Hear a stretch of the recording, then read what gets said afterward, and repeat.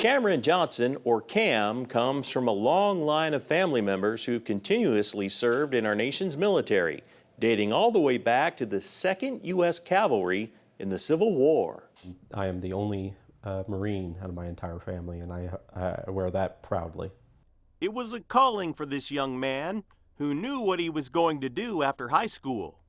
I wanted to be the best. I know it's a very cliche answer, but I don't like to settle. I want to be the best in everything that I do. In order to be regarded as the best, I had to be the best, and in my opinion, still to this day, there is no one better than the Marine Corps.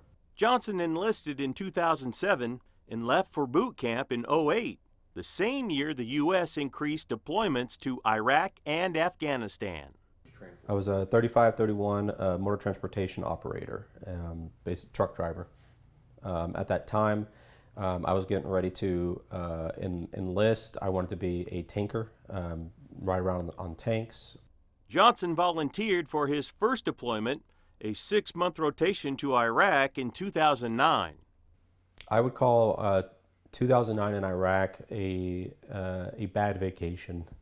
There really wasn't anything going on there. His next deployment was to Afghanistan. So by this point, I was also the company's lead machine gunner, our platoon's expert marksman, as well as the lead truck driver. Johnson's unit arrived in March of 2011. That's where things really started getting interesting, as they like to say.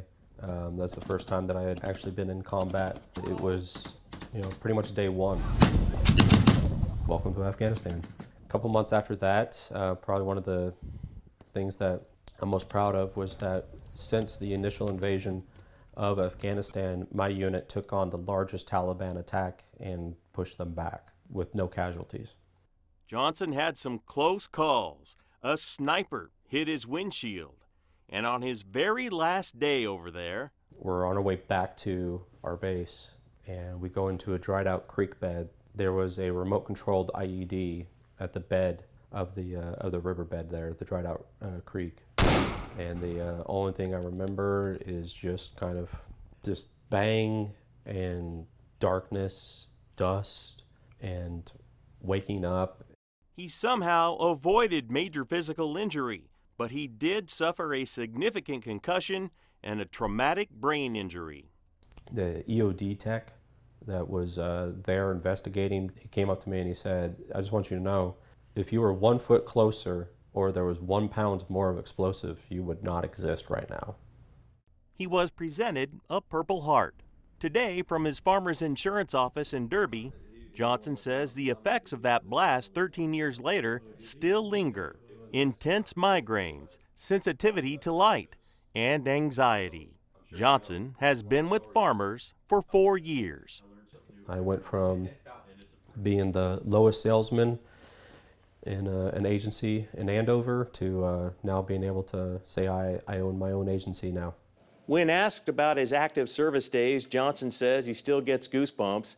He says he's very, very proud to be a Marine and he would do it all over again. He's grateful for his experiences in the Marines and says they shaped him into who he is today. Here for you, Jason Lamb, KSN News 3.